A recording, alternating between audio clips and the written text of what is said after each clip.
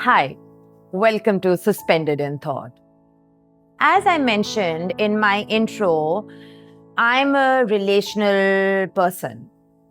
That most of my growth has happened through my connection with people. And when I think about it more closely, it's my closest friendships that have supported me. They've expanded me. They've brought out parts of me I didn't even know existed, parts that were perhaps always there, and I didn't have access to them on my own. And I think that's why I feel like I have so much range as a person, as does everyone else then. Because every friendship, in its own way, draws out something different in us, a different response, a different version of ourselves. And I see this so clearly playing out with my own daughter. When she walks into a room where her person is there, something shifts in how she shows up, who she becomes, her body language. Her walk changes, her confidence soars up. It's like she suddenly has permission to take up more space, to be more of herself. And I watch that and I recognize that because I felt that too. So when I heard Rashida Jones in the Amy Poehler's Good Hang podcast reflect on her friendships as people who stand in as her highest self, it didn't just sound beautiful. It felt true. And I think there are two things happening in that idea when I break it down. On the one hand, there's the aspirational part, that the people closest to us can see something in us, a version of who we could be, sometimes even before we fully see it ourselves. And being around them, we rise into that, we grow into that, because they believe in us and they become our cheerleaders. Then the other part is accountability, because those same people don't just see our potential, they see all of us clearly. They can call us in on our behaviors, reflect us back to ourselves, hold us to a standard we might otherwise avoid. And maybe that's what it means for someone to stand in as your highest self. That they remind you of it.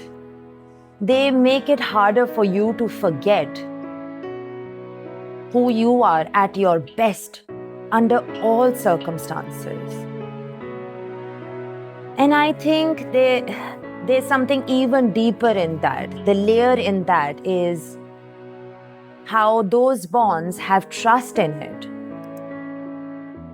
And then over time, something magical happens. When friendships gather history. And that's what makes it even more impactful. When friendships endure,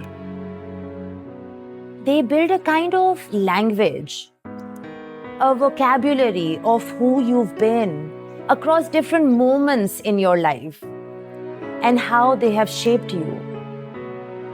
So when a friend reflects you back to yourself, it's not abstract. It's grounded in everything they've seen you be. It's embedded in your life. It's in their experience of you. And that's why for me, friendships have always felt so significant. Because they don't just know who you are now. They know you across time. They've seen different versions of you, who you've been, what you've moved through, what you've outgrown. and maybe all your what ifs. And in moments when you feel disconnected from yourself, they can bring you back. They ground you, not just in who you are now, but in the continuity of who you've been. So it's not just that they expand you forward, they also anchor you back. And somewhere between those two, expansion and grounding, you begin to see yourself more fully. Because sometimes the people closest to us don't just reflect who we are, they also create the conditions for us to step into parts of ourselves we don't always reach on our own. And maybe that's what makes friendships even more powerful. Not just that they support us, but they expand what is possible within us, while also holding us steady in who we are.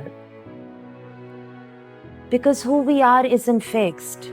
It shifts, it responds. It comes alive differently, depending on the space we're in and the people we're with. And maybe our closest friendships are the spaces where we are able to access the most expansive versions of ourselves. Not because they change us into something else, but because they allow more of us to come forward. So I've been thinking about this a lot. About the people in my life who make me feel more like myself, or like a version of me I don't always have access to on my own. Whether that's a past version of me, who I am right now, or who I could be, they hold on to all of that for me. And I'm just wondering, what is it about those relationships that allows that? What do they see in us? What do they hold for us? What do they make possible? And maybe the question becomes, who are you when you're with the people who know you best? And what parts of you come alive there that might be waiting to be brought into the rest of your life? I know when I'm with my friends, I feel larger than life. And I'm wondering, who are those people for you? So firstly, thank you to my friends for providing that to me. And I hope you have such anchors in your life as well. Please let me know what you think. What resonates, what lingers, what challenges you. And I hope you're able to reach out to all such people in your life. Perhaps just to say a thank you. I hope you have fun being suspended in thought.